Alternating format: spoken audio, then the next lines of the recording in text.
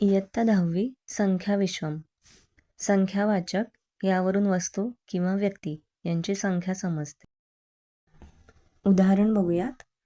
एकः सिंहः, एका चटका म्हणजेच एक चिमणी, एकम संगणकम. द्वौ दूरभाषौ, द्वे अंकन्यौ, द्वे फले. संख्यावाचकमचे शब्द लिंगानुसार लिहायचे.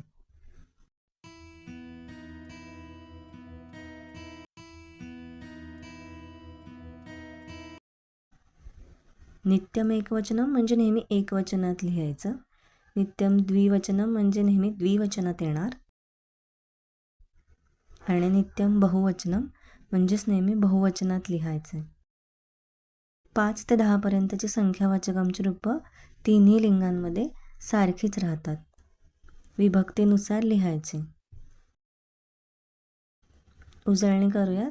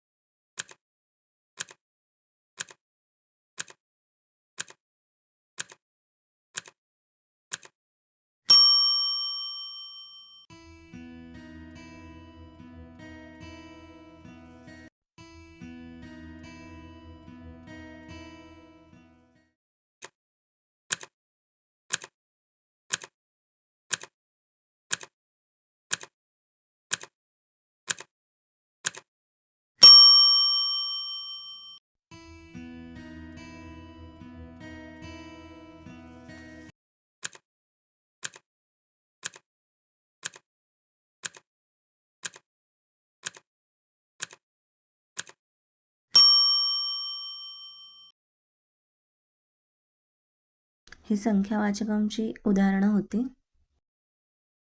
क्रमवाचक यावरून वस्तू किंवा व्यक्तीचं स्थान समजतं. त्याचे उदाहरण सूर्यमालेतील ग्रह बुधः प्रथमः.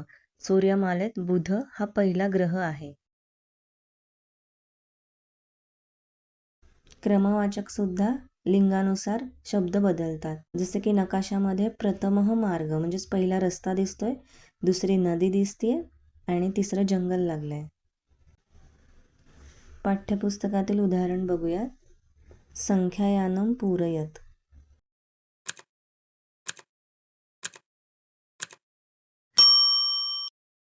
आसंदः पुल्लिंगी शब्द आहे म्हणून प्रथमः येणार. तसेच द्वितीयम भवनम, तृतीया द्रोणी, चतुर्थः कविः, पंचमी पेटिका. मेलनम कुरुत.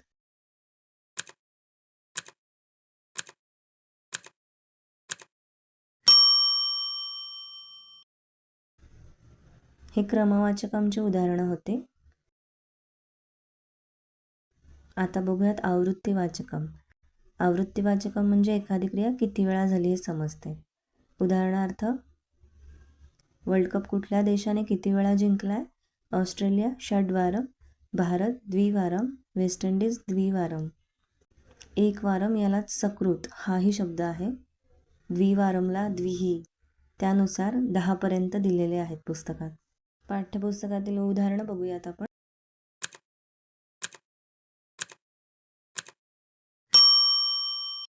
2 वेळा म्हणून द्विवारम, 5 वेळा म्हणून पंचवारम, 3 वेळा म्हणून त्रिवारम, 67 वेळा म्हणजेच सप्तषष्ठी वारम. ही आवृत्तीवाचकमची उदाहरणं होती.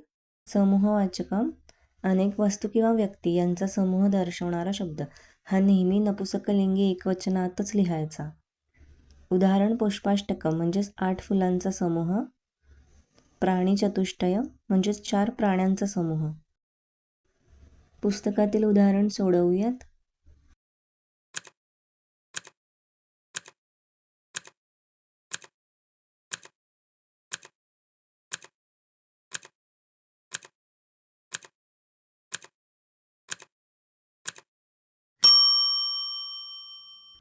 बालक चतुष्टयम म्हणजे 4 मुले. दीपपंचकम म्हणजेच 5 दिवे.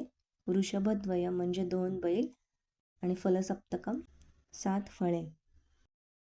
अजून उदाहरणं सोडवूयात पुस्तकातली. ही संख्यावाचकमची उदाहरणं आहेत.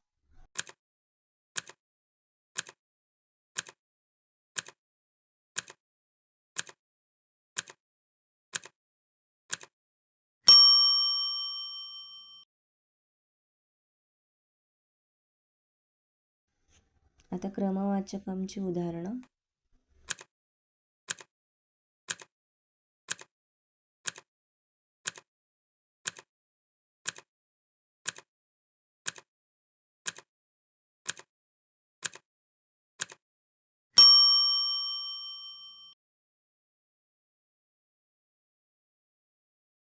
आवृत्तीवाचकमची उदाहरणं.